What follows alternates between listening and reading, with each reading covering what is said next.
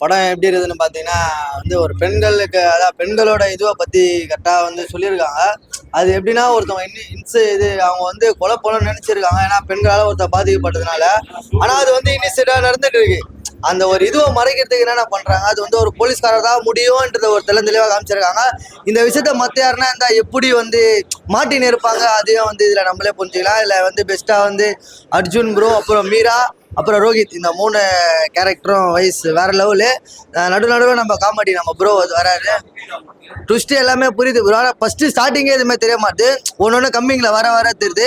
ஆனால் உண்மையிலே படம் வந்து ஃபுல்லாகவே பார்த்தேன். தருணம்ன்றது அந்த தருணம் எப்போ வர நம்ம காத்துனே இருக்கலாம். கன்ஃபார்ம் எல்லாரும் தருணம் படம் பாருங்கள். 31ஆம் தேதி ரிலீஸு. கண்டிப்பாக வாங்க, சந்தோஷமாக போங்க. ஸோ தருணம் பார்க்க வந்திருக்கோம். இது வந்து வரும்போது எந்த எக்ஸ்பெக்டேஷனும் இல்லாமல் தான் நான் வந்தேன். பட் இந்த படத்தில் வந்து ஆக்ஷன், காமெடி, ட்ராமா எல்லாமே இருக்குது. அண்ட் வந்து சஸ்பென்ஸ் த்ரில்லர் வந்து இதுக்கு முன்னாடி பாபநாசம் அந்த மாதிரி படங்கள்லாம் நிறைய பார்த்துருக்கோம். இதுலேயும் வந்து ரொம்ப அழகாக வந்து சஸ்பென்ஸை வந்து அடுத்தடுத்த நிமிஷம் எப்படி கொடுக்கணுமோ அந்த மாதிரி தெளிவாக கொண்டு போயிருக்காங்க. அண்ட் வந்து ரொம்ப நல்லா இருந்துச்சு படம். தருணம் மூவி பார்த்துருந்தேன். நல்லா